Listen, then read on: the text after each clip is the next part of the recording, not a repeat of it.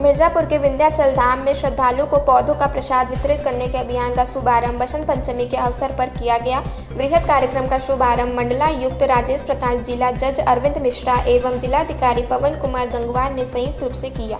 भक्तों को पौध वितरण कर मंडलायुक्त राजेश प्रकाश ने बताया कि ऋतु के अनुसार छायादार, फलदार सब्जी तथा तुलसी सहित विभिन्न प्रकार के पौधों का वितरण निरंतर किया जाएगा ताकि श्रद्धालु पौधरोपण के प्रति प्रेरित हों।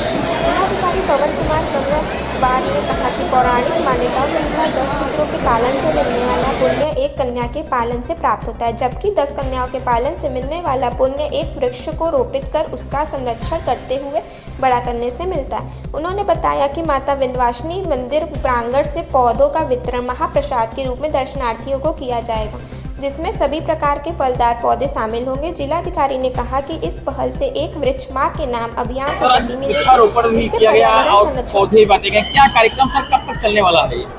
ये जिलाधिकारी मिर्जापुर पवन गंगवार जी का एक बहुत ही चमत्कारिक निर्णय लिया है कि अब मां विंध्यवासिनी के दरबार से जो भी दर्शनार्थी आएंगे उनको आगे आने वाले समय में मौसम के अनुरूप निःशुल्क फलदार वृक्ष के पौधे, कुछ सीजन आने पे फूल और सब्जियों के भी पौध दी जाएगी और ये कार्यक्रम निःशुल्क चलेगा और सतत चलेगा। जिनकी भी इच्छा हो, जिनको लेने की इच्छा हो, जिनके घर में जगह हो फलदार वृक्ष लगाने के लिए, उनके पास गमले में लगाने के लिए जगह हो तुलसी की, फूल की, वो सब डीएम साहब ने इसको हमेशा के लिए एक परमानेंट आज यहाँ पे काउंटर की स्थापना की है। ये काउंटर सतत चलता रहेगा। अब इसमें डीएम साहब बताएंगे कि और इनकी विस्तार से क्या योजना है। तो क्या संदेश देना चाहेंगे सर वृक्षों के लिए लोगों को? ये दो विषय हैं। पर्यावरण के लिए जो वृक्ष का अपना महत्व है, उसके अलावा धार्मिक रूप से भी वृक्षों का बहुत महत्व है। जैसे आपने यहाँ देखा होगा कि स्कंद पुराण में इसका बहुत महिमा है कि 10 पुत्रों के समान एक कन्या होती है और 10 कन्याओं के समान एक पुत्र एक वृक्ष का पोषण करना होता है। तो वो माँ के आशीर्वाद के स्वरूप में यहाँ भक्तगण जो दर्शन करने आ रहे हैं उनको माँ के आशीर्वाद स्वरूप महाप्रसाद के रूप में वृक्षों का वितरण का कार्यक्रम आज प्रारंभ किया जा रहा है। इसके अलावा और कोई योजना है भक्तों के लिए? भक्तों के लिए जो उनकी सुविधाओं की तरफ से, जैसे नवरात्र में हम लोगों ने अर्पित प्रसाद के लिए अमूल का काउंटर की व्यवस्था की जाती है और इसी कड़ी में आज से हम लोगों ने वृक्षारोपण का व्यवस्था किया है।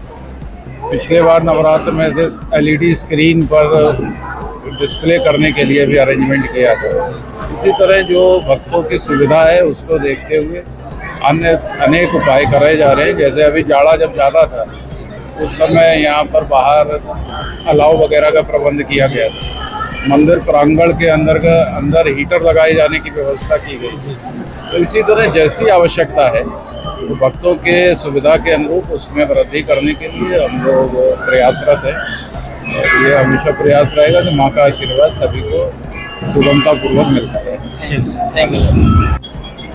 ये दो विषय हैं। पर्यावरण के लिए जो वृक्ष का अपना महत्व है, उसके अलावा धार्मिक रूप से भी वृक्षों का बहुत महत्व है। जैसे आपने यहाँ देखा होगा कि स्कंद पुराण में इसका बहुत महिमा है कि 10 पुत्रों के समान एक कन्या होती है और 10 कन्याओं के समान एक पुत्र एक वृक्ष का पोषण करना होता है। तो वो माँ के आशीर्वाद के स्वरूप में यहाँ भक्तगण जो दर्शन करने आ रहे हैं उनको माँ के आशीर्वाद स्वरूप महाप्रसाद के रूप में वृक्षों का वितरण का कार्यक्रम आज प्रारंभ किया जा रहा है। इसके अलावा और कोई योजना है भक्तों के लिए? भक्तों के लिए जो उनकी सुविधाओं की तरफ से, जैसे नवरात्र में हम लोगों ने अर्पित प्रसाद के लिए अमूल का काउंटर की व्यवस्था की जाती है और इसी कड़ी में आज से हम लोगों ने वृक्षारोपण का व्यवस्था किया है। पिछले बार नवरात्र में से LED स्क्रीन पर डिस्प्ले करने के लिए भी अरेंजमेंट किया था। इसी तरह जो भक्तों की सुविधा है उसको देखते हुए अन्य अनेक उपाय करे जा रहे हैं। जैसे अभी जाड़ा जब ज़्यादा था उस समय यहाँ पर बाहर अलाव वगैरह का प्रबंध किया गया था। मंदिर प्रांगण के अंदर हीटर लगाए जाने की व्यवस्था की गई।